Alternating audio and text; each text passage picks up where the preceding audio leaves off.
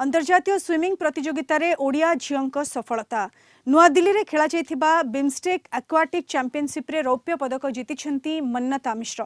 प्रतियोगितार 200 metre breast stroke event रे अनेक देशर प्रतियोगी को पछरे पकाई द्वितीय स्थान रे समाप्त करी रौप्य पदक जीतिछंती। निज करियर रो प्रथम अंतर्जातीय मेडल जीतिथिबा मन्नता भुवनेश्वर विमान बंदर रे पहुंचबा परे तांकु स्वागत संबर्धना दिया जायछि। मन्नता आगकू सीनियर वर्गर विभिन्न प्रतियोगिता एवं ओलंपिक्स रे मेडल जीतिबाकू लक्ष्य रखिछंती। बहुत खुशी लागुछि कि एत बड़ इवेंट रे फर्स्ट टाइम जाइकरी मेडलटा पाइछि सिल्वर। को प्रिपरेशन अछि सीनियर नेशनल्स पई सेटा हबो जबे सेथरे मेडल ट्राई करियार अछि। आमे माने सकाळे संध्या 2 बेला प्रैक्टिस करू आउ मु करूछि practice under Sandeep Sejwal sir and Douglas Hager sir.